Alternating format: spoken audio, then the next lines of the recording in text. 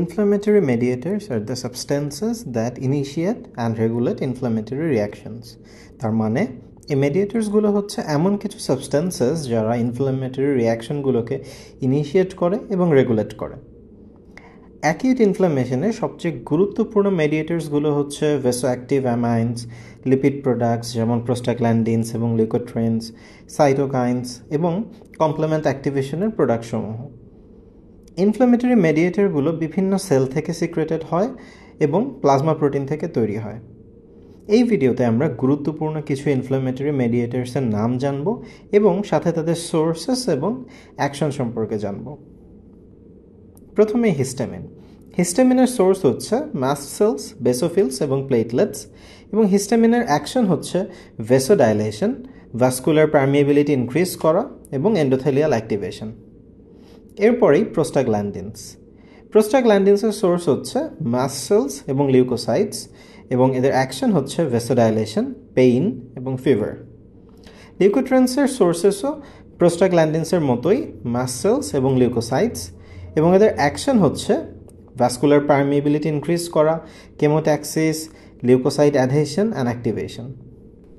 এরপরেই রয়েছে সাইটোকাইনস, যেমন tumour necrosis factor, interleukin 1, interleukin 6।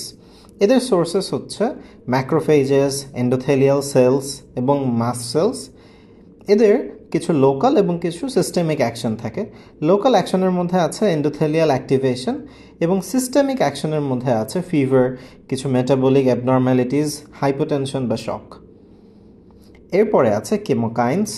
এদের সোর্স হচ্ছে লিউকোসাইটস এবং অ্যাক্টিভেটেড ম্যাক্রোফেজেস, এবং এদের অ্যাকশন হচ্ছে কেমোট্যাক্সিস এবং লিউকোসাইট অ্যাক্টিভেশন।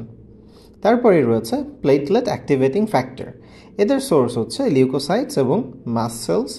এদের অ্যাকশন হচ্ছে ভেসোডাইলেশন, ভাস্কুলার পারমিয়েবিলিটি ইনক্রিজ করা, লিউকোসাইট অ্যাডহেশন, কেমোট্যাক্সিস, ডিগ্র্যানুলেশন এবং অক্সিডেটিভ বার্স্ট। তারপরে রয়েছে কমপ্লিমেন্ট, যাদের সোর্স হচ্ছে প্লাজমা প্রডিউসড ইন লিভার।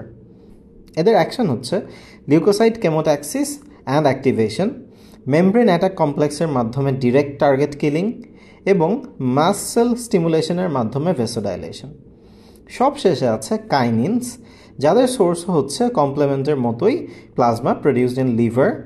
এদের অ্যাকশন হচ্ছে ইনক্রিজিং ভাস্কুলার পারমিয়েবিলিটি, স্মুথ মাসেলের কন্ট্রাকশন, ভেসোডাইলেশন এবং পেইন।